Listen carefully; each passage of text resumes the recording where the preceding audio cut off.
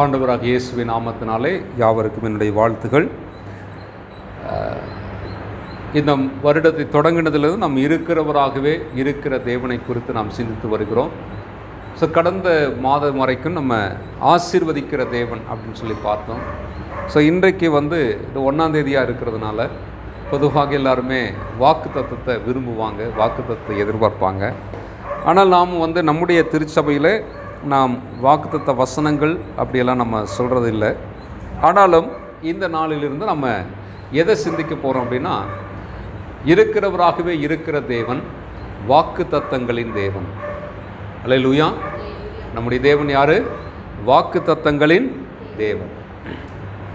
இந்த வாக்குத்தத்தம் அப்படிங்கிற வார்த்தை தமிழ் வேதாகமத்தில் பல இடத்தில் நமக்கு அது குறிப்பிடப்பட்டிருந்தாலும், ஆங்கில வேதாகமத்திலையும் அந்த வார்த்தை ப்ராமிஸ் அப்படிங்கிற வார்த்தை இடம்பெற்றிருந்தாலும், மூல பாஷையில் இந்த வாக்குத்தத்தம்ங்கிற வார்த்தை பழைய ஏற்பாட்டில் வரவே இல்லை. அப்படின்னா தேவன் எதையெல்லாம் அவர் சொல்லுகிறாரோ, இதை செய்கிறேன் என்று சொல்லுகிறாரோ, அவருடைய வாயிலிருந்து புறப்படுகிற எல்லா வார்த்தைகளுமே வாக்குத்தத்தமாகவே கருதப்படுகிறது. இந்த வாக்குத்தத்தம் அப்படிங்கிற வார்த்தை அதனுடைய மொழிபெயர்ப்பு ஆங்கில அகராதியில் நாம் பார்க்கும்போது அது என்ன விளக்க சொல்கிறாங்க அப்படின்னா, அதாவது ஒன்றை செய்வதாக ஒருவர் இன்னொருவருக்கு தரக்கூடிய வாக்குறுதி. நான் உனக்கு இதை செய்ய போகிறேன், உனக்கு இதை தரப்போகிறேன், உனக்கு இதை கொடுக்கப் போகிறேன் என்று ஒரு நபர் இன்னொருவரிடம் கொடுக்கக்கூடிய வாக்குறுதிக்கு பெயர் தான் வாக்குத்தத்தம், ப்ராமிஸ் என்று சொல்லப்படுகிறது.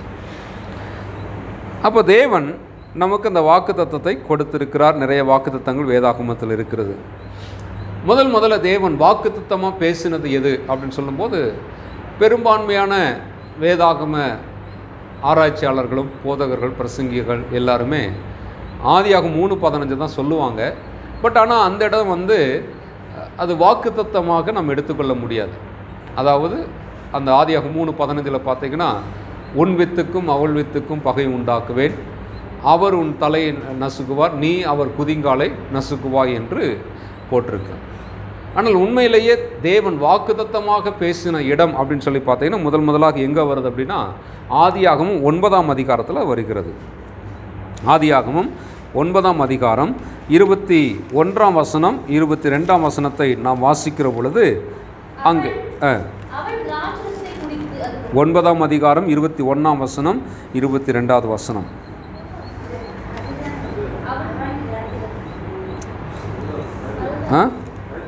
கரெக்ட் தானா? ஓ சாரி, 8ஆம் அதிகாரம், சாரி மன்னிக்கணும், 8ஆம் அதிகாரம் 21, 22.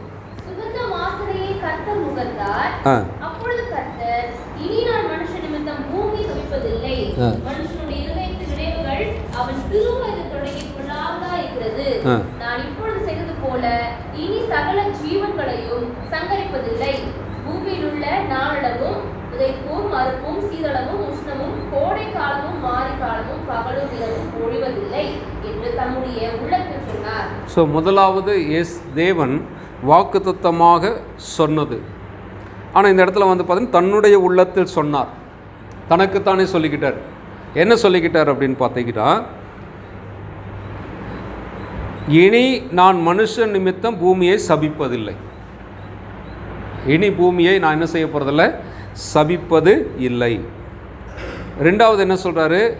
நான் இப்பொழுது செய்தது போல இனி சகல ஜீவன்களையும் சங்கரிப்பதில்லை. மூணாவது என்ன சொல்கிறாரு? பூமி உள்ள நாளளவும் விதைப்பும் அறுப்பும் சீதளமும் உஷ்ணமும் கோடைக்காலமும் மாரிக்காலமும் பகலும் இரவும் ஒழிவதில்லை. அப்போ இதெல்லாம் நான் செய்ய மாட்டேன் அப்படின்னு சொல்லக்கூடிய ஒரு ப்ராமிஸ். சரிங்களா? நான் இதெல்லாம் செய்ய மாட்டேன்.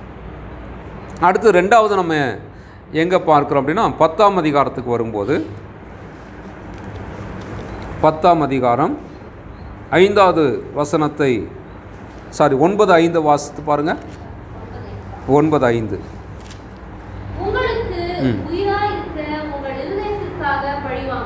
உங்கள் இரத்தத்திற்காக பழி வாங்குவேன், சகல ஜீவ ஜந்துக்களிடத்திலும் மனுஷரிடத்திலும் பழி வாங்குவேன். பழி வாங்குவேன். மனுஷனுடைய உயிருக்காக அவனவன் சகோதரனிடத்தில் பழி வாங்குவேன். ஸோ பழி வாங்குவேன் என்று கர்த்தர் சொல்கிறார். ஸோ எதுக்கெல்லாம் பழி வாங்குவார்? உங்களுக்கு உயிராயிருக்கிற உங்கள் இரத்தத்திற்காக பழி வாங்குவேன்.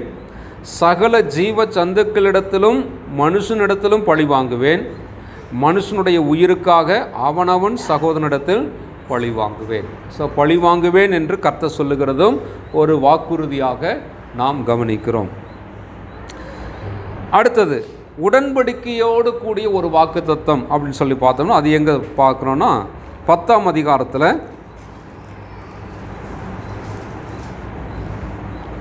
10ஆம் அதிகாரம் தானா 9ஆம் அதிகாரத்தில் 10-11 வசனங்களை பார்க்கும் பொழுது, உங்களோட பேழையிலிருந்து புறப்பட்ட சகல ஜீவச்சந்துக்கள் முதல் இனி பூமியில் உண்டாகப் போகிற சகல ஜீவச்சந்துக்கள் பரியந்தம் பறவைகளோடும் நாட்டு மிருகங்களோடும் உங்களிடத்தில் இருக்கிற பூமியில் உள்ள சகல காட்டு மிருகங்களோடும் என் உடன்படிக்கையை ஏற்படுத்துகிறேன். இனி மாம்சமானவைகளெல்லாம் ஜலப்பிரளயத்தினால் சங்கரிக்கப்படுவதில்லை என்றும் பூமியை அழிக்க இனி ஜலப்பிரளயம் உண்டாவதில்லை என்றும் உங்களோட என் உடன்படிக்கையை ஏற்படுத்துகிறேன். அதே அதிகாரத்தில் 15-16 வசனங்களை வாசிக்கும் பொழுது, அப்பொழுது எல்லா மாம்ச ஜீவன்களையும் அழிக்க இனி ஜலமானது பிரளயமாய் பெருகாதபடிக்கு எனக்கும் உங்களுக்கும் மாம்சமான சகல ஜீவ ஜந்துக்களுக்கும் உண்டான என் உடன்படிக்கையை நினைவு கூறுவேன். அந்த வில் மேகத்தில் தோன்றும்போது தேவனுக்கும் பூமியின் மேலுள்ள சகல வித மாம்ச ஜீவன்களுக்கும் உண்டான நித்திய உடன்படிக்கையை நான் நினைவு கூறும்படிக்கு அதை நோக்கி பார்ப்பேன். ஸோ இது உடன்படிக்கையோடு கூடிய ஒரு வாக்குத்தத்தமாக இருக்கிறது. அல்லேலூயா. ஸோ அப்போ முதலாவது தேவன் வாக்குத்தத்தமாக பேசினது அப்படின்னு சொல்லி பார்த்தீங்கன்னா நோவாகிட்ட தான் ஆண்டவர் பேசியிருக்கிறாரு. ஸோ முதல்ல பார்த்தீங்கன்னா செய்ய மாட்டேன் என்று சொல்லி அவர் வாக்குத்தத்தம் கொடுத்துருக்கிறார். செய்ய மாட்டேன் என்று, இதெல்லாம் நான் செய்ய மாட்டேன் அப்படின்னு சொல்லி ஆண்டவர் வாக்குத்தத்தம் பண்ணுறாரு. ஆபிரகாம் கிட்ட வரும்போது மட்டும்தான் ஆண்டவர் என்ன செய்கிறாரு? இதை செய்வேன் என்று அவர் வாக்குத்தத்தம் பண்ணுறார். நான் உன்னை ஆசீர்வதிப்பேன், உன்னை ஆசீர்வதிப்பேன் என்று ஆண்டவர் வாக்குத்தத்தம் செய்கிறார். அல்லேலூயா. சரி, வேதாகமத்தில் இருக்கக்கூடிய கடைசி வாக்குத்தத்தம் என்ன?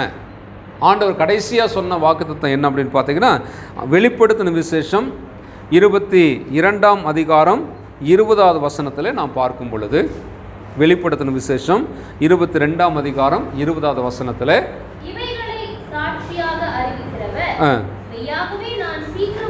மெய்யாகவே நான் சீக்கிரமாய் வருகிறேன். அல்லேலூயா. ஸோ இதுதான் வேதாகமத்தினுடைய கடைசி வாக்குத்தத்தமாக இருக்கிறது. இதோ நான் சீக்கிரமாய் வருகிறேன். சரி, இப்போது வேதாகமத்தில் இந்த நான் சொன்னது போல் நோவாவுக்கு தேவன் கொடுத்த வாக்குத்தத்தம் முதற்கொண்டு வெளிப்படுத்தல் விசேஷம் வரைக்கும் இருக்கிற எல்லா வாக்குத்தத்தங்களை குறித்து நாம் பார்க்கும் பொழுது, இந்த வாக்குத்தத்தங்களை குறித்து வேதம் நமக்கு என்ன சொல்லுகிறது?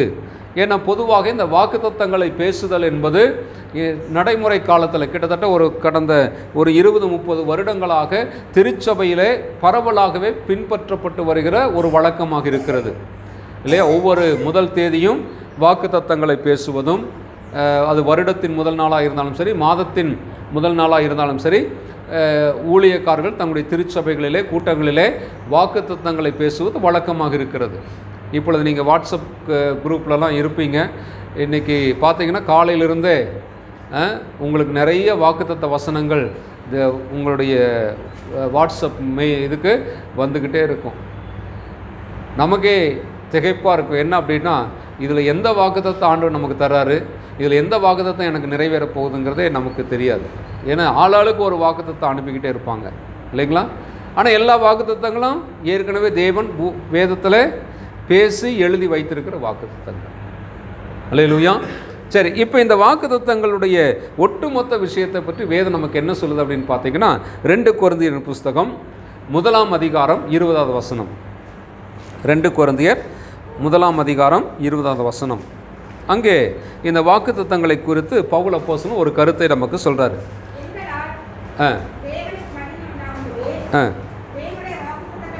தேவனுடைய வாக்குத்தத்தங்கள் எல்லாம் இயேசு கிறிஸ்துவுக்குள் ஆம் என்றும் அவருக்குள் ஆமேன் என்றும் இருக்கிறது. அல்லேலூயா. இப்போ தேவனுடைய வாக்குத்தத்தங்கள் எல்லாம் கிறிஸ்து இயேசுவுக்குள் அல்லது இயேசு கிறிஸ்துவுக்குள் ஆம் என்றும் அவருக்குள் ஆமேன் என்றும் இருக்கிறது. ஆங்கில மொழிபெயர்ப்பில் இப்படி சொல்கிறாங்க. என்ன சொல்கிறாங்களா? In him every one of God's promises is a S.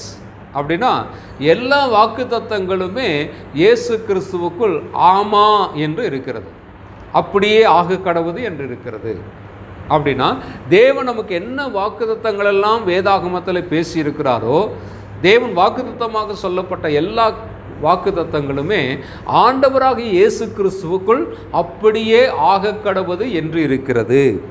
அல்லேலூயா. அப்போ இயேசு கிறிஸ்துவை குறித்து நாம் என்ன புரிந்து கொள்கிறோம்? அவர் தேவன் கொடுத்த வாக்குத்தத்தங்களின் நிறைவேறுதலாக இருக்கிறார். அல்லேலூயா. ஆண்டவராக இயேசு கிறிஸ்து யாராக இருக்கிறார்? வாக்குத்தத்தங்களின் நிறைவேறுதலாக இருக்கிறார். அப்படின்னா தேவன் சொல்லுகிற எல்லா வாக்குத்தத்தங்களுமே கிறிஸ்துவுக்குள்ளாக நிறைவேறுகிறது அல்லது கிறிஸ்துவுக்குள்ளாக அது என்ன சொல்றது வாய்க்கிறது என்று நாம் பார்க்கிறோம். அல்லேலூயா. இப்போ இந்த இடத்துல வாக்குத்தத்தங்கிற வார்த்தை வருது இல்லைங்களா? இந்த வசனத்தில் நம்ம வாக்குத்தத்தங்கள் அப்படிங்கிற வார்த்தையை படித்தோம். இந்த வாக்குத்தத்தங்கள் அப்படிங்கிற வார்த்தைக்கு மூல பாஷையில் கிரேக்க மொழியில் என்ன அர்த்தம் சொல்கிறாங்கன்னா, an announcement, especially a divine assurance of good.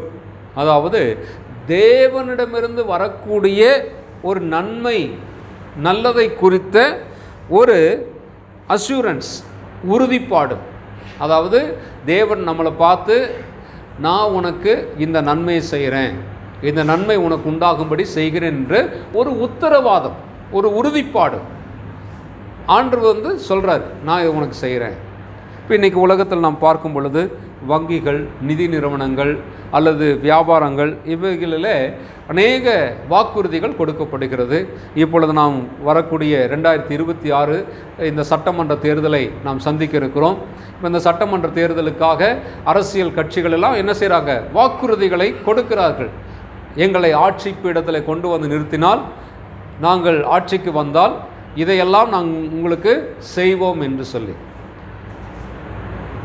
ஆனால் அந்த வாக்குறுதிகள் நிறைவேறுகிறதா, நிறைவேற்றப்பட போகிறதா அப்படிங்கிறதெல்லாம் அடுத்த கேள்வியாக இருந்தாலும், தேவனை பொறுத்த வரைக்கும் தேவன் நமக்கு கொடுக்கக்கூடிய எந்த வாக்குறுதியாக இருந்தாலும் சரி, அதை அவர் செய்வதற்கு வல்லவராய் இருக்கிறார். அல்லேலூயா. அப்போ தேவனுடைய வாக்குத்தத்தங்கள் எல்லாம் கிறிஸ்துவுக்குள் அப்படியே ஆக கடவுது என்று இருக்கிறது. அப்போ நம்ம கிறிஸ்துவுக்குள்ளே வந்துட்டோம், நாம் கிறிஸ்துவுக்குள் இருக்கிறோம், கிறிஸ்து நமக்குள் இருக்கிறார். அப்படின்னா இந்த தேவனுடைய எல்லா வாக்குத்தத்தங்களும் எனக்கு உரிமை உள்ளவைகளாக இருக்கின்றன. அல்லேலூயா. இந்த வாக்குத்தத்தங்களெல்லாம் எனக்கு சொந்தமானவைகளாக இருக்கின்றன, எனக்கு பலிக்கக்கூடியவைகளாக இருக்கின்றன என்று நாம் பார்க்கிறோம். சரி, இந்த வாக்குத்தத்தங்களை குறித்து இன்றைக்கு 3 குறிப்புகளை நான் உங்களுக்கு சொல்லுகிறேன். முதலாவது, தேவனுடைய வாக்குத்தத்தங்கள் கிறிஸ்துவுக்குள் நம்மை குறித்த தேவ நோக்கம் உடையவைகளாக இருக்கின்றன. இன்னொரு தடவை சொல்கிறேன், தேவனுடைய வாக்குத்தத்தங்கள் எல்லாம் கிறிஸ்து இயேசுவுக்குள் நம்மை குறித்த தேவனுடைய நோக்கம் உடையதாக இருக்கிறது. அப்படின்னா தேவன் ஒரு வாக்குத்தத்தத்தை சொல்கிறார் அப்படின்னா, வேதத்தில் வாக்குத்தத்தம் ஆண்டவர் கொடுக்குறார் அப்படின்னா, அந்த வாக்குத்தத்தம் ஆண்டவராக இயேசு கிறிஸ்துவுக்குள்ளாக என்னை பற்றிய அவருடைய நோக்கத்தை உடையதாக இருக்கிறது. அப்போ என்னை பற்றி அவருக்கு ஒரு நோக்கம் இருக்குது, அந்த நோக்கத்தை பற்றி ஆண்டவர் வாக்குத்தத்தம் கொடுக்குறாரு. அந்த வாக்குத்தத்தம் கிறிஸ்துவுக்குள் நிறைவேறுகிறது. அல்லேலூயா. ஸோ இதை நம்ம புரிந்து கொள்ள வேண்டிய முதலாவது விஷயம். அப்போது உதாரணமாக நாம் பார்க்கும்போது ஆபிரகாம் கிட்ட ஆண்டவர் வாக்குத்தத்தம் பண்ணுறார். என்ன வாக்குத்தத்தம் பண்ணுறாரு? நான் உன்னை ஆசீர்வதித்து உன்னை பெருக பண்ணுவேன், உன் பேரை பெருமைப்படுத்துவேன், நீ ஆசீர்வாதமாக இருப்பாய். இதான் ஃபஸ்ட்டு ஆண்டவர் ஆபிரகாம் கிட்ட சொல்லக்கூடிய ப்ராமிஸ் இல்லைங்களா? ஆதியாகமத்தின் புஸ்தகம் 12ஆம் அதிகாரத்தில் நாம் அதை வாசிக்கிறோம். ஆதியாகமத்தின் புஸ்தகம் 12வது அதிகாரம் முதல் 3 வசனங்களை வாசிக்கிற பொழுது ஆண்டவர் என்ன சொல்கிறாரு? ஆபிராமை நோக்கி, உன் தேசத்தையும் உன் இனத்தையும் உன் தகப்பனுடைய வீட்டையும் விட்டு புறப்பட்டு நான் உனக்கு காண்பிக்கும் தேசத்துக்கு போ. பாருங்க, அங்கே என்ன சொல்றாரு? நான் உன்னை பெரிய ஜாதியாக்கி உன்னை ஆசீர்வதித்து உன் பேரை பெருமைப்படுத்துவேன். நீ ஆசீர்வாதமாயிருப்பாய். உன்னை ஆசீர்வதிக்கிறவர்களை ஆசீர்வதிப்பேன். உன்னை சபிக்கிறவர்களை சபிப்பேன். பூமியில் உள்ள வம்சங்கள் எல்லாம் உனக்குள் ஆசீர்வதிக்கப்படும். அல்லேலூயா. இப்போ இந்த வாக்குத்தத்தத்தை தேவன் யாருக்கிட்ட சொல்றாரு? ஆபிரகாம் கிட்ட சொல்றாரு. ஆபிரகாம் கிட்ட இந்த வாக்குத்தத்தை ஆண்டு கொடுக்குறாரு. இப்போ இந்த வாக்குத்தத்தத்தினுடைய அடிப்படை விஷயம் என்ன அப்படின்னு பார்த்தீங்கன்னா, ஆபிரகாமுக்கு ஒரு பிள்ளையை தருவேங்கிறது தான். ஏன்னா ஆபிரகாம் இந்த வாக்குத்தத்தம் ஆண்டவர் ஆபிரகாம்கிட்ட பேசும்போது ஆபிரகாம் பிள்ளை இல்லாது இருந்தார் இல்லைங்களா? அவருக்கு என்ன இல்லை? பிள்ளை இல்லை என்று பார்க்கிறோம். அல்லேலூயா. அந்த இடத்துல அப்படி தான் வாசிக்கணும். தொடர்ந்து வாசிக்கிற பொழுது ஆபிரகாமுடைய மனைவிக்கு பிள்ளை இல்லை என்று நாம் பார்க்கிறோம். ஸோ அப்போ இந்த சூழ்நிலையில் ஆபிரகாமிட்ட தான் ஆண்டு இந்த வாக்குத்தத்தம் கொடுக்குறோம். அப்போ இந்த வாக்குத்தத்தத்தினுடைய அடிப்படை விஷயமாக நாம் என்ன பார்க்குறோம்? ஆபிரகாமுக்கு தேவன் ஒரு பிள்ளையை கொடுத்து அந்த பிள்ளை ஆசீர்வதிக்கப்படும், அல்லது அந்த சந்ததி ஆசீர்வதிக்கப்படும், அந்த வம்சம் ஆசீர்வதிக்கப்படும் என்பதாக நாம் பார்க்கிறோம். சரி, இப்போ என்ன கவனிக்கிறோம் அப்படின்னு பார்த்தீங்கன்னா, இந்த வாக்குத்தத்தம் இல்லையா, இந்த வாக்குத்தத்தம் வெறுமனே ஆபிரகாமுக்கு ஒரு பிள்ளையை கொடுப்பதாக மட்டும்தான் இருக்கிறதா அப்படின்னு கேட்டால் கிடையாது. என்னன்னா, ஆபிரகாமுக்கு தேவன் கொடுத்த இந்த வாக்குத்தத்தத்தின் மூலமாக இந்த முழு உலகத்துக்கும் ஒரு ஆசீர்வாதம் உண்டாக வேண்டும் என்பதுதான் தேவனுடைய அடிப்படை நோக்கமாக இருக்கிறது. அல்லேலூயா. அப்போ நமக்கான ஒரு வாக்குத்தத்தம் வருகிறது என்றால், இப்போ நீங்கள் வேதத்தை எடுத்து வாசிக்கிறீங்க, அப்போ இதில் அநேக வாக்குத்தத்தமான வார்த்தைகள் இருக்கிறது. அப்போ அந்த வாக்குத்தத்தமான வார்த்தைகளை நீங்கள் வாசிக்கும் போது நீங்கள் என்ன நம்புறீங்க? ஆண்டவர் எனக்கு ஒரு வாக்குத்தத்தம் கொடுக்குறாரு, ஆண்டவர் எனக்கு ஒரு வாக்குத்தத்தம் தந்திருக்காரு. ஆண்டவர் இந்த வசனத்தை படிக்கும்போது, இந்த வார்த்தையை படிக்கும்போது இதிலிருந்து ஒரு வாக்குத்தத்தம் எனக்கு தேவன் தருகிறார் அப்படின்னு சொல்லி நம்ம அதை மகிழ்ச்சி அடைகிறோம், சந்தோஷப்படுகிறோம், அதை விசுவாசிக்கிறோம்.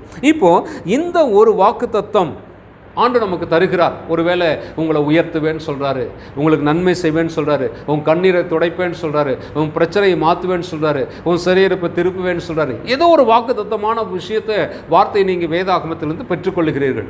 அப்போ இந்த வாக்குத்தத்தத்தை நாம் பெற்றுக்கொள்ளும் போது அதை நம்ம எப்படி பார்க்கணும் அப்படின்னு பார்த்தீங்கன்னா, எப்படி பார்க்கக்கூடாது அப்படின்னு பார்த்தீங்கன்னா, அது நம்மை திருப்திப்படுத்துவதற்காகவோ அல்லது நம்முடைய குறையை தீர்ப்பதற்காகவோ நம்முடைய பிரச்சனையை மாற்றுவதற்காகவோ அல்லது நம்முடைய விருப்பத்தை நிறைவேற்றுவதற்காகவோ அல்லது நமக்கு ஒரு நல்ல மதிப்பை கொடுக்க வேண்டும் என்பதற்காக மட்டுமே தேவன் அந்த வாக்குத்தத்தத்தை கொடுக்கிறார் என்றல்ல.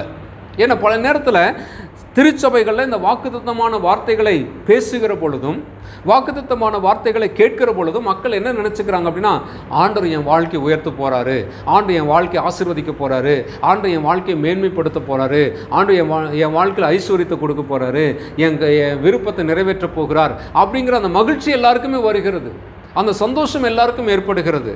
உண்மைதான், தேவன் அதை செய்கிறார். வாக்குத்தத்தமாக நமக்கு சொல்லி, நான் உனக்கு இதை செய்ய போகிறேன் என்று நமக்கு தைரியத்தை கொடுக்குறார், நம்பிக்கையை தர்றார், சமாதானத்தை கொடுக்குறார்.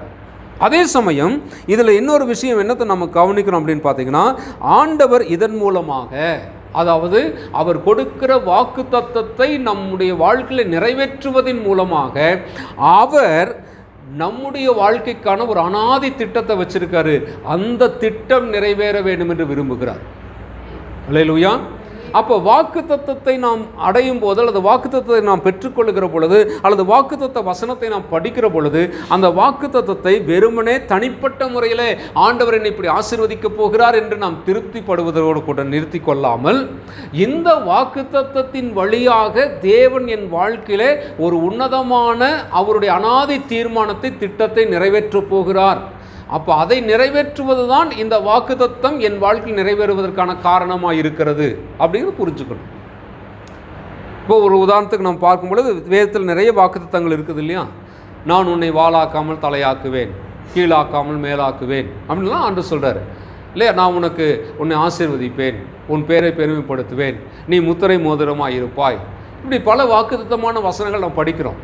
சில நேரத்தில் எங்களை போன்ற ஊழியக்காரர்கள் உங்களுக்கு வாக்குத்தத்தமான வசனங்களை சொல்கிறாங்க, இல்லை நீங்கள் வேதத்தை வாசிக்கும் போது ஒரு வாக்குத்தத்தமான வார்த்தையை நீங்கள் படிக்கிறீங்க. அப்போ இந்த வாக்குத்தத்தத்தை படிக்கும்போது நீங்கள் என்ன புரிஞ்சுக்கணும்? வெறுமனே இந்த வாக்குத்தத்தத்தின் மூலமாக தேவன் என் வாழ்க்கையினுடைய சூழ்நிலையை மாற்றப் போகிறார், என்னுடைய பிரச்சனையை தீர்க்க போகிறார், என்னுடைய குறையை தீர்க்க போகிறார் அப்படிங்கிறதோடு மட்டும் நம்ம நிறுத்திக்காமல் அதன் மூலமாக தேவன் என்னுடைய வாழ்க்கைக்கான ஒரு உன்னதமான அனாதி திட்டத்தை வைத்திருக்கிறார்.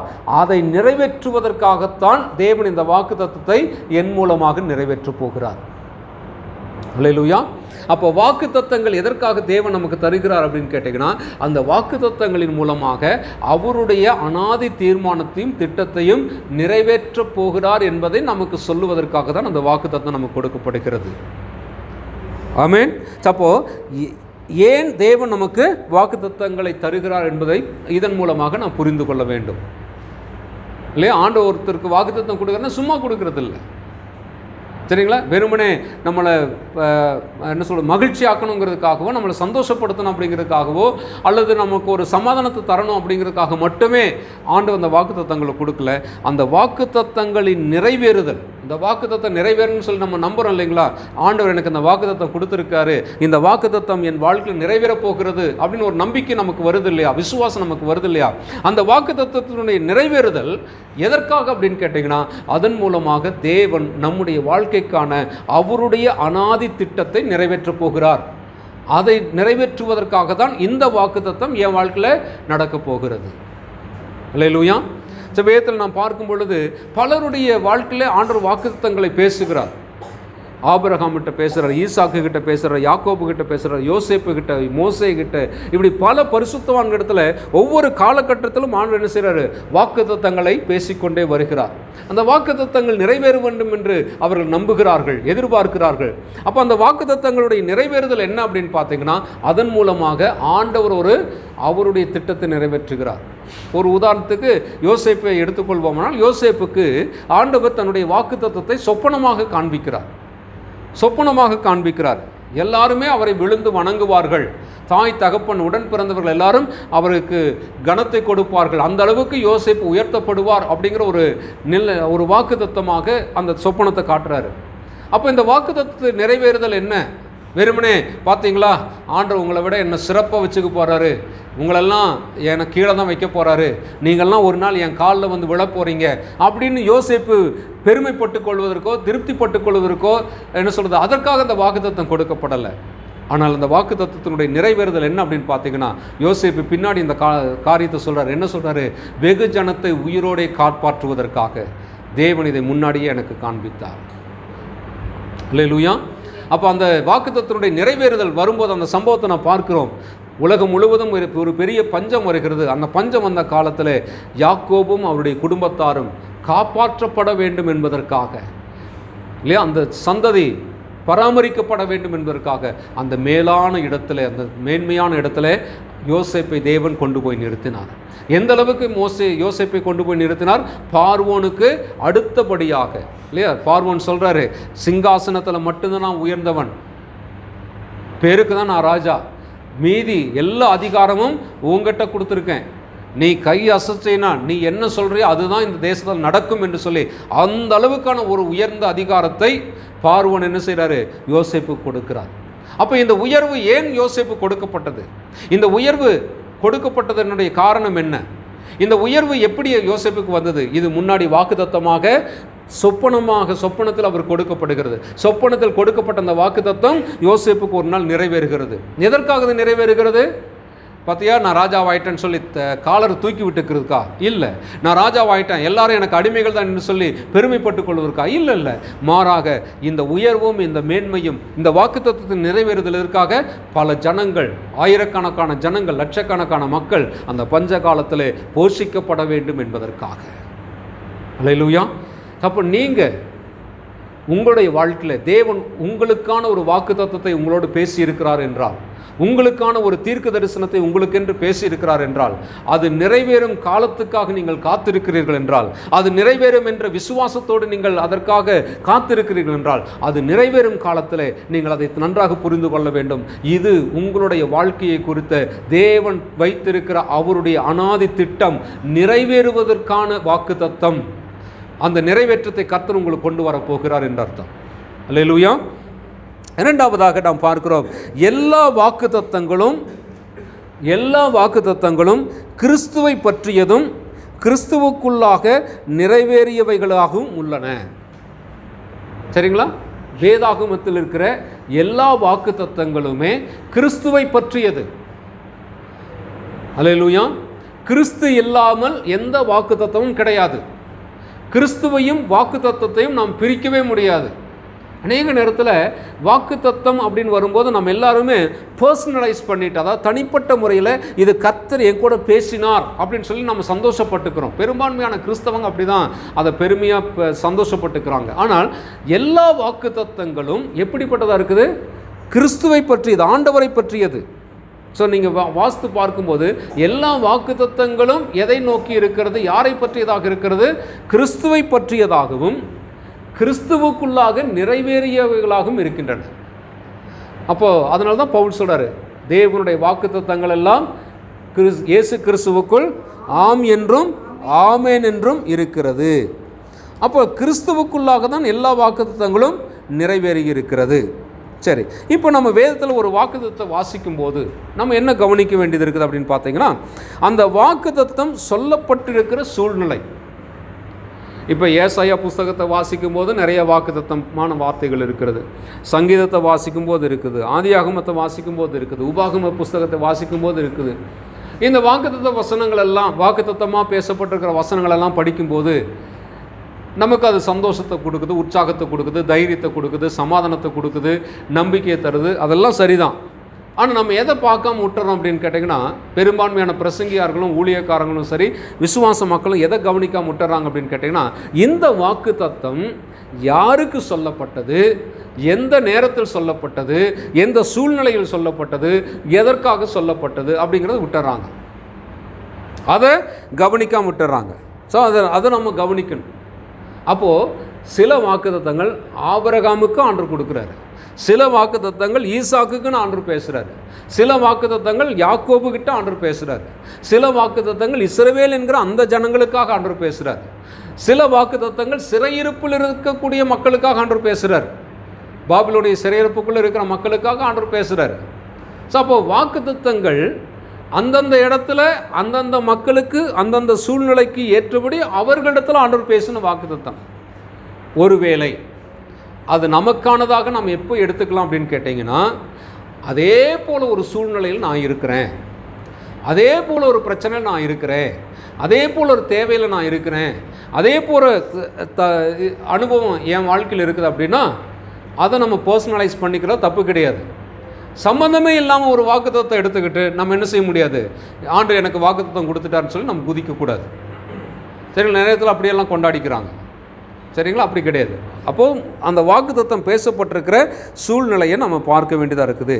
சரி, இப்போது வேதாகமத்தில் இருக்கிற எந்த வாக்குத்தத்தத்தையும் அப்போ நான் சொந்தமாக்கிக்க முடியாதா, எனக்கு சொந்தமாகாதா, அந்த வாக்குத்தத்தம்லாம் எனக்கு உரிமையாகாதா அப்படின்னு ஒரு கேள்வி நீங்கள் கேட்டிங்கன்னா, உரிமையாகும். எல்லா வாக்குத்தத்தங்களையும் நம்ம உரிமைப்படுத்திக்கலாம். எப்போ உரிமைப்படுத்திக்கலாம்னா, கிறிஸ்து என்கிற அந்த நபருக்குள்ளாக நாம் அதை உரிமைப்படுத்தலாம். ஏன்னா எல்லா வாக்குத்தத்தங்களும் அவருக்குள்ளே தான் ஆமேன் என்று இருக்கிறது. ஆம் என்றும் ஆமேன் என்றும் அவருக்குள்ளே தான் இருக்குது. அப்போது கிறிஸ்துவுக்குள்ளாக இந்த வாக்குத்தத்தம் எனக்கு சொந்தம்.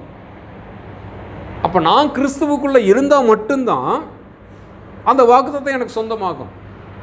நான் கிறிஸ்துவுக்குள் இருக்க வேண்டும், கிறிஸ்து எனக்குள் இருந்தால் மட்டும்தான் அந்த வாக்குத்தத்தம் எனக்கு சொந்தமாகுமே தவிர, கிறிஸ்து இல்லாமல் நான் இருந்துக்கிட்டு, கிறிஸ்துவுக்கு வெளியே நான் இருந்துக்கிட்டு நான் அந்த வாக்குத்தத்தம் என்னென்ன செய்ய முடியாது, அது எனக்கு சொந்தம்னு சொல்லிக்க முடியாது. ஸோ அப்போ நம்ம ஏற்கனவே வாசித்த அந்த ஆதியாகமம் 12ஆம் அதிகாரத்தினுடைய முதல் 3 வசனங்களை பார்க்கும் பொழுது அது தேவன் ஆபிரகாமுக்கு சொன்ன வாக்குத்தத்தம். ஆனால் பெரும்பாலும் நம்ம அந்த வாக்குத்தத்தத்தை நமக்கு சொந்தமாக்குறோம் இல்லைங்களா? நான் உன்னை ஆசீர்வதிப்பேன், உன்னை பெருமைப்படுத்துவேன், உன்னை ஆசீர்வதிப்பேன், உன்னை சபிக்கிறவர்களை சபிப்பேன் அப்படின்னு சொல்லும்போது நம்ம என்ன செய்கிறோம், ஆண்டவர் எனக்கு வாக்குத்தத்தம் கொடுத்துருக்காரு, ஆசீர்வதிப்பேன்னு சொல்கிறாரு இல்லையா? இன்னொரு இடத்துல ஆதியாகமம் 18ஆம் அதிகாரத்தில் வரும்போது அங்கே இன்னொரு இடத்துல ஆண்டவர் இப்படி சொல்கிறார், நான் உன்னை ஆசீர்வதித்து உன்னை பெருக பண்ணுவேன் அப்படின்னு சொல்கிறார்.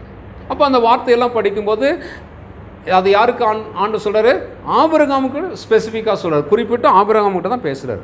ஆனால் கிறிஸ்துவுக்குள்ளாக அந்த வாக்குத்தத்தம் எனக்கும் உரியதாக இருக்கிறது, எனக்கு சொந்தமாக இருக்குது. அப்போ கிறிஸ்துவுக்குள்ளே நான் வந்துட்ட பிறகு ஆண்டவர் எனக்கு அந்த வாக்குத்தத்தத்தை சொந்தமாக்குகிறார் இல்லைங்களா? அப்போ கிறிஸ்துவுக்குள்ளே தான் அந்த வாக்குத்தத்தம் எனக்கு சொந்தம்னு சொல்லிக்கொள்ள முடியுமே தவிர, தனிப்பட்ட முறையில் நம்ம என்ன செய்ய முடியாது, அந்த வாக்குத்தத்தத்தை நாம் உரிமைப்படுத்திக் கொள்ள முடியாது. அடுத்தது மூணாவது நாம் பார்க்கும்போது என்னென்னா, பழைய ஏற்பாட்டு வாக்குத்தத்தங்கள் ஒன்று இருக்குது, புதிய ஏற்பாட்டு வாக்குத்தத்தங்கள் ஒன்று இருக்குது. 2 வாக்குத்தத்தம் இருக்கிறது. சரிங்களா? பழைய ஏற்பாட்டு வாக்குத்தத்தம், புதிய ஏற்பாட்டு வாக்குத்தத்தம்.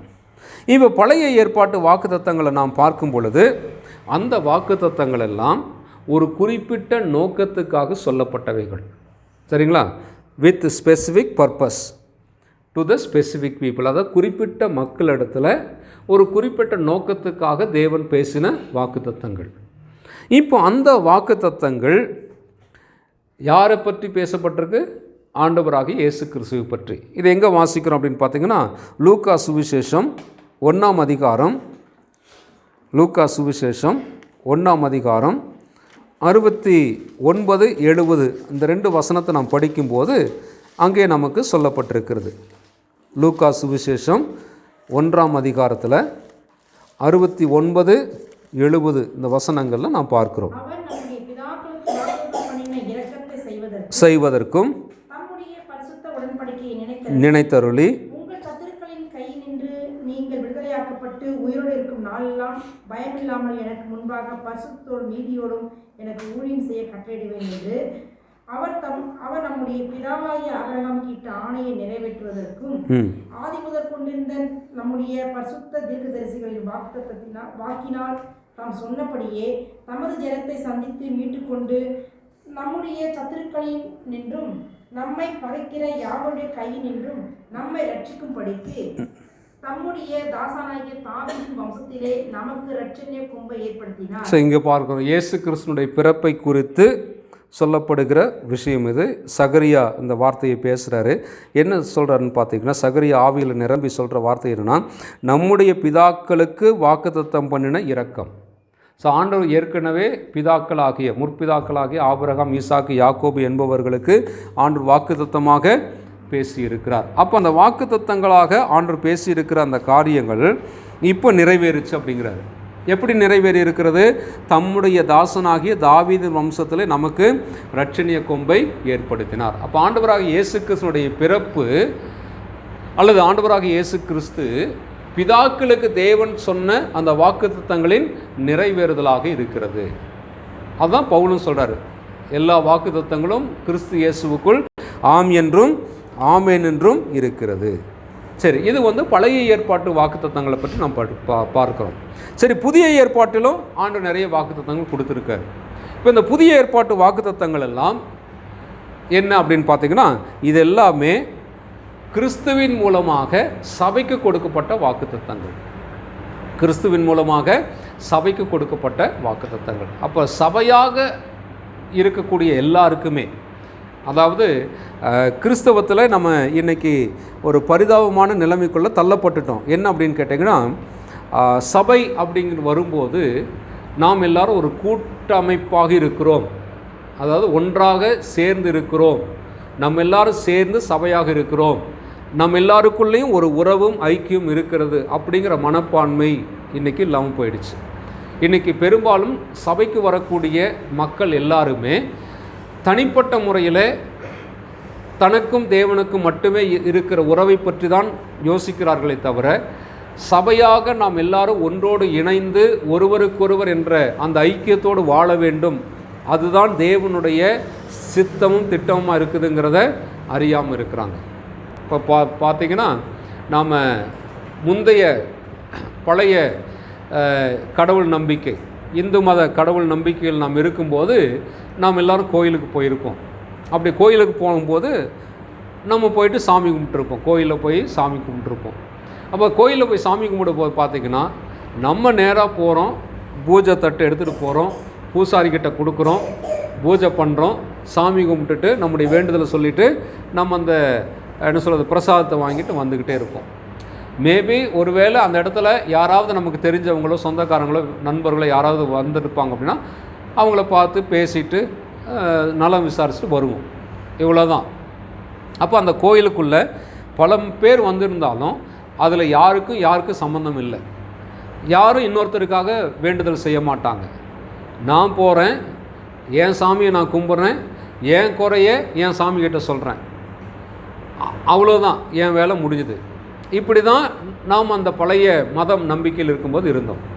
ஆனால் சபைக்குள்ளே நாம் வந்த பிறகு, கிறிஸ்துவுக்குள்ளே வந்துட்ட பிறகு இது முற்றிலும் உடைக்கப்பட்டிருக்கிறது, இது முற்றிலும் மாறி இருக்குது. அப்படின்னா நாம் சபைக்குள்ளே வந்துட்ட பிறகு நாம் எல்லாரும் ஒருவரோடொருவர் இணைந்திருக்கிறோம். இப்போ இன்றைக்கி நம்ம சபை கூடுதலுக்கு வந்திருக்கிறோம். இப்போ வந்துட்டோம், சபை கூடினோம், பாடினோம், ஆண்டவர் ஆராதித்தோம், இப்போ வசனத்தை கேட்குறோம். அடுத்தடுத்து ஒவ்வொன்றா நிகழ்ச்சி முடித்த பிறகு நம்ம எல்லோரும் அவங்கவும் கலைஞ்சு போயிடுவோம்.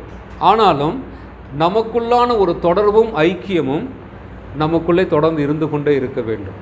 அதுதான் சபை.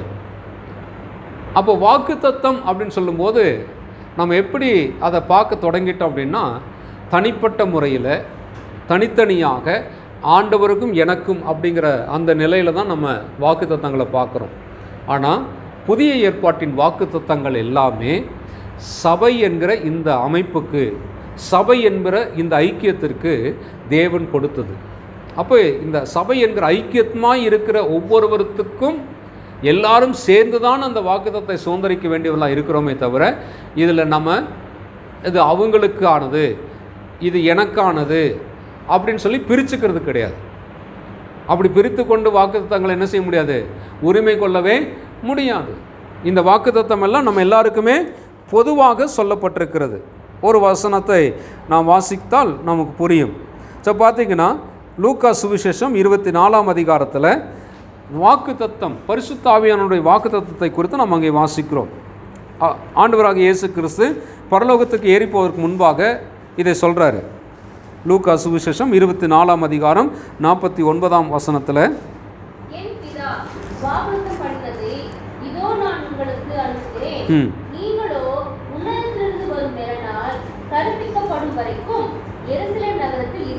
இருங்கள் என்றார். அதே விஷயத்தை அப்போஸ்தலர் 1ஆம் அதிகாரம் 5ஆம் வசனத்தில் ஆண்டவர் திரும்ப அங்கே சொல்லுவதாக லூக்கா பதிவிட்டிருக்கிறார். அப்போஸ்தலர் 1ஆம் அதிகாரம் 5ஆவது வசனம், போகாமல். அப்போ இங்கே தேவன் இயேசு கிறிஸ்து வாக்குத்தத்தம் என்று எதை பேசுகிறாரு? பிதாவினால் கொடுக்கப்பட்ட வாக்குத்தத்தம் என்ன? மாம்சமான யாவர் மேலும் என் ஆவியை ஊற்றுவேன் என்கிற அந்த வாக்குத்தத்தம். இப்போ இந்த வாக்குத்தத்தமானது பேதுருக்கு மட்டும் சொந்தம், இல்லை யாக்கோபுக்கு மட்டும் சொந்தம், யோவானுக்கு மட்டும் சொந்தம். எப்போ அந்த வாக்குத்தத்தம் உனக்காக தரப்பட்டது, இந்த வாக்குத்தத்தம் உனக்காக தரப்பட்டது அப்படின்னு ஆண்டு சொல்கிறாரா? இல்லை, அந்த மொத்த கூட்டத்தையும் பார்த்து சொல்கிறாரு, தன்னுடைய சீடர்கள் எல்லாரையும் பார்த்து சொல்கிறாரு, பிதாவினால் கொடுக்கப்பட்ட இந்த வாக்குத்தத்தம் நிறைவேறப் போகுது. இந்த வாக்குத்தத்தத்தை பெற்றுக்கொள்ள நீங்கள் என்ன செய்யுங்க, எருசலேமில் காத்திருங்கள். அப்போது வாக்குத்தத்தம் என்பது புதிய ஏற்பாட்டை பொறுத்த வரைக்கும் அது எல்லாருக்கும் ஒன்றாய் இணைந்து கொடுக்கப்பட்டிருக்கிறது. அப்போ சபை என்கிற அந்த அமைப்புக்கு தான் ஆண்டவர் என்ன செய்திருக்காரு, வாக்குத்தத்தத்தை கொடுத்திருக்கிறார். இப்போ வருகிறேன் என்று வாக்குத்தத்தம் பண்ணியிருக்கார் இல்லையா, வரப்போகிறேன் என்று வாக்குத்தத்தம் கொடுத்திருக்கார். அந்த வாக்குத்தத்தத்தை பற்றி பேசுகிற பொழுதும் அவர் தன்னுடைய வாக்குத்தத்தத்தை குறித்து தாமதமாயிராமல், ஏன் தன்னுடைய வருகையை தாமதப்படுத்துகிறாரு? எல்லாரும் மனம் திரும்ப வேண்டும் என்பதற்காக அவர் தன்னுடைய வருகையை தாமதப்படுத்துகிறார். அதை தன்னுடைய வாக்குத்தத்தம் நிறைவேற்றுவதை தாமதப்படுத்திக்கிட்டு இருக்கிறார். இப்போ அந்த வருகிறேன் என்று சொன்ன வாக்குத்தத்தம் நம்ம ஒவ்வொருத்தருக்கும் தனித்தனியானதான்னு கேட்டால் கிடையாது, சபையாக நம்ம எல்லாருக்கும் பொதுவாக சொந்தமானது. அப்போ பழைய ஏற்பாட்டினுடைய வாக்குத்தத்தத்துக்கும் புதிய ஏற்பாட்டினுடைய வாக்குத்தத்தத்துக்கும் இதுதான் வித்தியாசம். பழைய ஏற்பாட்டில் ஆண்டவர் வாக்குத்தத்தம் கொடுக்கும்போது ஒரு குறிப்பிட்ட ஆளை கூப்பிட்டு அவர்கிட்ட அந்த வாக்குத்தத்தத்தை கொடுக்குறாரு.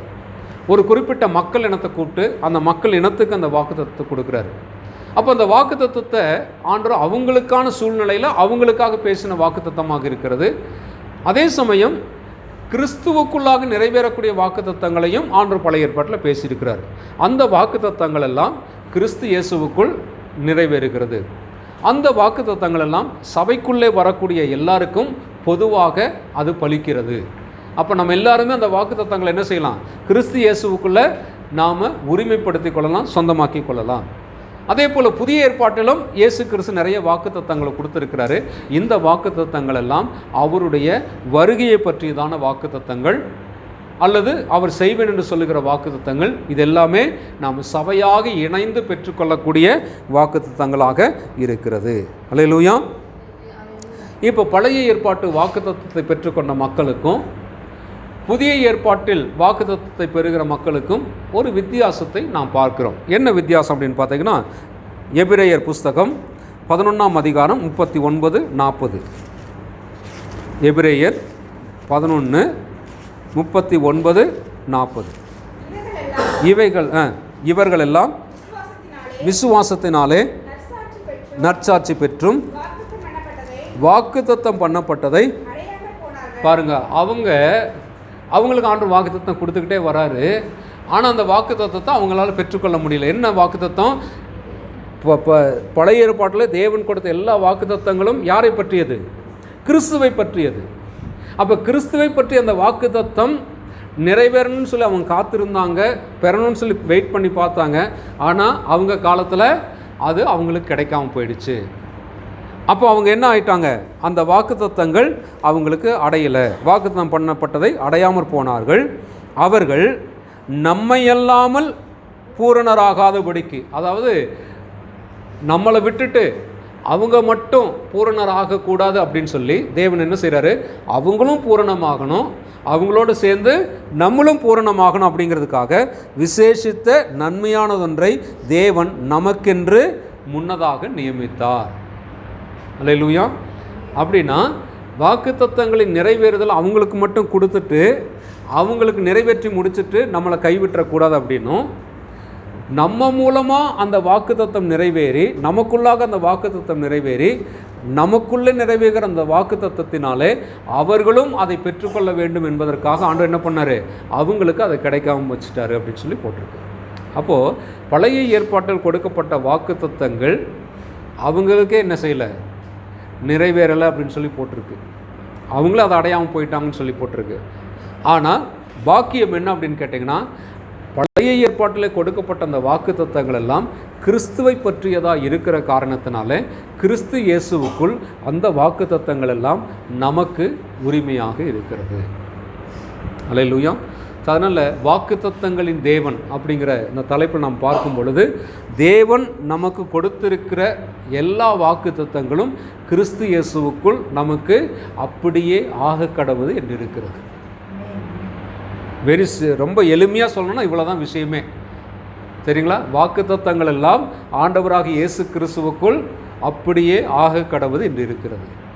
அப்போ நீங்கள் எந்த வாக்குத்தத்தத்தை நீங்கள் பார்த்தாலும் சரி, எந்த வாக்குத்தத்தத்தை நீங்கள் வாசித்தாலும் சரி, எந்த வாக்குத்தத்தத்தை நீங்கள் எடுத்துக்கிட்டாலும் சரி, அந்த வாக்குத்தத்தத்தை எல்லாம் கிறிஸ்து இயேசுவுக்குள்ளாக இது எனக்கு உரிமையானது, இந்த வாக்குத்தத்தம் எனக்குரியது, இந்த வாக்குத்தத்தம் கிறிஸ்து இயேசுவுக்குள்ளாக எனக்கு அப்படியே ஆகும்.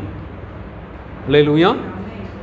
அந்த விசுவாசம் அது ஒன்றே போதும். அல்லேலூயா.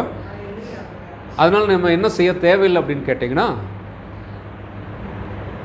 எனக்கு இனி புதுசாக ஆண்டவர் ஏதாவது வாக்குத்தத்தம் சொல்லணும்னு சொல்லி எதிர்பார்க்க தேவையில்லை. சரிங்களா? இனி ஒரு புதுசாக நீங்கள் நல்லா யோசித்து பாருங்கள். இப்போ வாக்குத்தத்தம் சொல்கிறாங்க இல்லையா, சபைகளில் வாக்குத்தத்த வசனம் சொல்கிறாங்க இல்லையா, யாராவது புதுசாக அந்த பைபிள்லேயே இல்லாத ஒரு வசனத்தை, பைபிள்லேயே இல்லாத ஒரு வார்த்தையை எடுத்து ஆண்டவர் இதைத்தான் இன்றைக்கு உங்களுக்கு வாக்குத்தத்தமாக கொடுக்குறார் அப்படின்னு யாராவது சொல்கிறாங்களா? யாரும் சொல்லலை. எல்லாரும் எங்கிருந்தா எடுத்து பேசுகிறாங்க. ஏற்கனவே ஆண்டு சொல்லி வச்சுட்ட வாக்குத்தத்தமான ஒரு விஷயத்தை எடுத்து இன்றைக்கி இந்த வாக்குத்தத்தம் உங்களுக்கு சொந்தம் அப்படின்னு சொல்லி சொல்கிறாங்க. ஆனால் பைபிள் நமக்கு என்ன சொல்லுன்னா, புதிய ஏற்பாட்டில் பவுல் என்ன சொல்கிறாருன்னா, எப்போ இந்த வாக்குத்தத்தம் ஏற்கனவே உனக்கு தான்ப்பா, இந்த வாக்குத்தத்தம் உனக்கு தான். எப்படி உனக்கு தான்? கிறிஸ்து இயேசுவுக்குள் இந்த வாக்குத்தத்தம் உனக்குரியது அப்படின்னு பவுல் சொல்லிட்டார். சரிங்களா? அன்றைக்கி வகுப்பில் ஒரு கிளாஸில் நான் நடத்தும்போது வசனத்தின் அடிப்படையில் எப்படி பிரசங்கம் பண்ணுறதுன்னு சொல்லி கொடுத்தேன். அப்படி சொல்லி கொடுக்கும்போது ஒரு வசனத்தை எடுத்து நம்ம பிரசங்கம் பண்ணோம் அப்படின்னா அந்த வசனத்துக்குள்ளே தான் நம்முடைய மொத்த செய்தி இருக்கணும், பிரசங்கம் இருக்கணும். வசனத்தை விட்டு நம்ம வெளியே போகக்கூடாது அப்படின்னு சொன்னேன். அப்போ வகுப்புலேருந்து ஒரு சகோதரி சொன்னாங்க, பாஸ்டர் அப்படின்னா ரொம்ப சிம்பிளாக தானே இருக்கும் மெசேஜ் அப்படின்னு சொன்னாங்க, கேட்டாங்க. ஆமாம்மா, ஆண்டவர் எல்லாத்தையும் எளிமையாக இருக்குன்னு சொல்லி தான் அப்படி வச்சுருக்காரு, காம்ப்ளிகேட்டட் ஆகக்கூடாது, வசனத்தினுடைய பின்னணியிலிருந்து அதை பிரித்து எடுத்து நம்ம வேறு மாதிரி பிரசங்கம் பண்ணக்கூடாது. வசனத்துக்கு முரண்பாடாக வசனம் சொல்லாத ஒரு விஷயத்தை நம்ம என்ன செய்யக்கூடாது, பிரசங்கம் பண்ணக்கூடாது. வசனம் என்ன சொல்லுதோ அதை மட்டும்தான் பிரசங்கம் பண்ணோம். அப்போ அவங்க யோசிக்கிறாங்க, என்ன யோசிக்கிறாங்க, அப்போது நிறைய பேச முடியாது போல இருக்கே அப்படின்னு சொல்லி அவங்க யோசிக்கிறாங்க. உண்மைதான். இதே தான் வாக்குத்தத்தத்தை பொறுத்த வரைக்கும். இப்போ யோசித்து பாருங்கள், கிறிஸ்து இயேசுவுக்குள் எல்லா வாக்குத்தத்தங்களும் உங்களுக்கு சொந்தம். எல்லா வாக்குத்தத்தங்களும் கிறிஸ்து இயேசுவுக்குள் உங்களுக்கு அப்படியே ஆகக்கடவுன்னு தான் இருக்குது. இந்த ஒரு விஷயத்தை நான் சொல்லி முடிச்சிட்ட பிறகு அதுக்கப்புறம் நீங்களும் என்ன செய்ய மாட்டீங்க, 1ஆம் தேதி ஆனால் பாஸ்டர் வந்து ஒரு வாக்குத்தத்தம் வசனம் கொடுப்பாருன்னு நீங்கள் எதிர்பார்க்க மாட்டீங்க. எனக்கு அந்த பிரச்சனை இல்லை. என்ன பிரச்சனை இல்லை, ஒவ்வொரு மாதமும் ஏதாவது ஒரு வசனத்தை எடுத்துக்கிட்டு வாக்குத்தத்தமாக சொல்லக்கூடிய பிரச்சனையும் எனக்கு கிடையாது. இப்போ என்னென்னா ரொம்ப சிம்பிளாக முடிஞ்சது மேட்ரு. என்னென்னா, நீங்கள் பைபிளை திறக்க போகிறீங்க, நீங்கள் தினந்தோறும் வாசிக்கிறீங்க. அப்படி தினந்தோறும் ஜெபத்தோடு நீங்கள் வசனத்தை வாசிக்கும்போது ஆவியானவர் அன்னைக்கு நீங்கள் வாசிக்கக்கூடிய பகுதியின் மூலமாக உங்கள்கிட்ட வாக்குத்தத்தமாக பேசலாம், தீர்க்க தரிசனமாக பேசலாம், கண்டித்து பேசலாம், ஆறுதலாக பேசலாம், வழிநடத்தி பேசலாம், எப்படி வேணாலும் பேசலாம் இல்லையா? நீங்கள் ஜெபத்தோடு ஆண்டவரே இன்றைக்கி நான் வாசிக்கக்கூடிய இந்த வேத பகுதியின் மூலமாக என்னோடு பேசுங்க, இன்றைக்கி நான் இருக்கக்கூடிய வாழ்க்கையின் சூழ்நிலைக்கு, என்னுடைய வாழ்க்கையுடைய பிரச்சனைக்கு நீர் என்னோடு பேசுங்கன்னு சொல்லி நீங்கள் ஜெபத்தோடு வேதத்தை எடுத்து வாசிங்கன்னா ஆண்டவர் என்ன செய்ய போகிறாரு, அந்த வசனத்தின் மூலமாக உங்களோட பேச போகிறாரு. சிம்பிளாக போச்சு. இதுக்கு நீங்கள் என்ன செய்ய தேவையில்லை, பாஸ்டர்கிட்ட வந்து நின்றுக்கிட்டு பாஸ்டர் ஆண்டவர் எனக்கு என்ன சொல்கிறாருன்னு கேட்டு சொல்லுங்கள், எனக்காக ஒரு தீர்க்க தரிசனம் சொல்லுங்கள், எனக்காக ஒரு வாக்குத்தத்தம் சொல்லுங்கன்னு சொல்லி கேட்க வேண்டிய அவசியமே கிடையாது. ஆனால் என்னன்னு கேட்டிங்கன்னா, இப்படி சிம்பிளாக எளிமையாக இருக்க வேண்டிய கிறிஸ்தவ ஜீவியத்தை, கிறிஸ்தவ ஊழியங்களை, கிறிஸ்தவ சபையினுடைய காரியங்களை காலப்போக்கில் கிறிஸ்தவ தலைவர்கள், பிரசங்கிமார்கள் என்ன பண்ணிட்டாங்க, ரொம்ப சிக்கல் உள்ளதாக மாற்றி வச்சுட்டாங்க. ஸோ இருந்துட்டு போகட்டும், அது ஒரு பக்கம் அப்படியே இருக்கட்டும், அது கர்த்தர் நியாய தீர்ப்பில் அதை எல்லாம் விளங்க பண்ணுவார். சரி, இப்போ நம்ம தெரிஞ்சுக்க வேண்டியது ஒரே ஒரு விஷயந்தான். ஸோ வாக்குத்தத்தங்கள் ஆண்டவராக இயேசு கிறிஸ்துவுக்குள் நமக்கு ஆம் என்றும் ஆமீன் என்றும் இருக்கிறது. ஆண்டவர் நமக்கு தரக்கூடிய வாக்குத்தத்தங்கள் எல்லாம் தனிப்பட்ட முறையில் வெறும் நம்முடைய வாழ்க்கையினுடைய சந்தோஷத்துக்காகவோ, நம்முடைய வாழ்க்கையினுடைய மகிழ்ச்சிக்காகவோ, நம்முடைய வாழ்க்கையினுடைய பெருமைக்காகவோ அதை தரலை. அந்த வாக்குத்தத்தங்களுடைய நிறைவேறுதல், அந்த வாக்குத்தத்தம் நிறைவேறும் போது அதன் மூலமாக தேவன் தம்முடைய அனாதி தீர்மானத்தையும் திட்டத்தையும் நமக்குள்ளாக நிறைவேற்றுவதற்காக அந்த வாக்குத்தத்தத்தை கொடுக்கிறார். அடுத்து நான் என்ன சொன்னேன், இந்த வாக்குத்தத்தங்கள் எல்லாம் கிறிஸ்து இயேசுவுக்குள் நிறைவேறியிருக்கு. கிறிஸ்துவுக்குள்ளாக எல்லா வாக்குத்தத்தங்களும் நமக்கு உரிமையாக்கப்பட்டிருக்கிறது. அடுத்தது என்ன சொன்னேன், பழைய ஏற்பாட்டிலே சொன்ன வாக்குத்தத்தங்கள் எல்லாம் இயேசு கிறிஸ்துவுக்குள் நிறைவேறிவிட்டது. புதிய ஏற்பாட்டில் சொல்லப்பட்டிருக்கிற வாக்குத்தத்தங்கள் எல்லாம் முழு சபைக்குமாக தேவன் தம்முடைய வருகையை பற்றியும், வருகைக்கு முன்பாக நடக்கக்கூடிய சம்பவங்களை பற்றியும் வாக்குத்தத்தமாக கொடுத்திருக்கிறார். அப்போ சபையாக நமக்கு எல்லாருக்குமே அந்த வாக்குத்தத்தங்கள் பொதுவானது, உரிமையானது, அது நமக்காக கொடுக்கப்பட்டிருக்கிறது. அல்லேலூயா. அப்போ இந்த வாக்குத்தத்தங்களின் தேவன் இருக்கிறவராகவே இருக்கிறவர். அல்லேலூயா. அவர் வாக்குத்தத்தங்களை வெளிப்படுத்தின போது, அந்த வாக்குத்தத்தங்கள் எழுதப்பட்ட போது அவர் என்ன நிலையிலிருந்து அந்த வாக்குத்தத்தங்களை எல்லாம் பேசினாரோ, எழுதினாரோ, அதே தேவன்தான் இன்றைக்கும் நம்மோடு கூட இருந்து அந்த வாக்குத்தத்தங்களை நம் வாழ்க்கையில் நிறைவேற்றவும், பலிக்க பண்ணவும், அதை கொண்டு வரவும், வாய்க்க பண்ணவும் வல்லவராய் இருக்கிறார். அல்லேலூயா. ஆகவே அந்த வாக்குத்தத்தங்களுக்காக நம்ம ஆண்டவருக்கு நன்றி சொல்லுவோம். ஆண்டவர் இந்த வாக்குத்தத்தம், இந்த பைபிளை எடுக்கும்போதே நீங்கள் புரிஞ்சுக்கங்க, இதில் இருக்கிற எல்லா வாக்குத்தத்தங்களும் கிறிஸ்து இயேசுவுக்குள் எனக்கானது. இந்த வாக்குத்தத்தங்கள் எல்லாம் என்னுடைய வாழ்க்கையிலே ஆண்டவர் நிறைவேற்றுவதற்காக கிறிஸ்து இயேசுவுக்குள் இதையெல்லாம் எனக்கு பலிக்க பண்ணுவார், வாய்க்க பண்ணுவார். என் வாழ்க்கையில் இதெல்லாம் நிறைவேறும் என்று நீங்கள் விசுவாசித்தாலே போதும். இந்த வாக்குத்தத்தங்கள் நிச்சயமாக உங்கள் வாழ்க்கையில் நிறைவேறும். அல்லேலூயா. நாம் ஜெபிக்கலாம். எங்களை நேசிக்கிற எங்கள் நல்ல பிதாவே, ஆண்டவராக இயேசுவின் நாமத்தினாலே இந்த நாளிலே கர்த்தாவே, இந்த முதல் தேதியிலே நீர் வாக்குத்தத்தங்களின் தேவன் என்ற தலைப்பில் எங்களோடு பேசினீர். இருக்கிறவராகவே இருக்கிறவர், வாக்குத்தத்தங்களை வாரி வழங்கி இருக்கிறீர் தகப்பனே.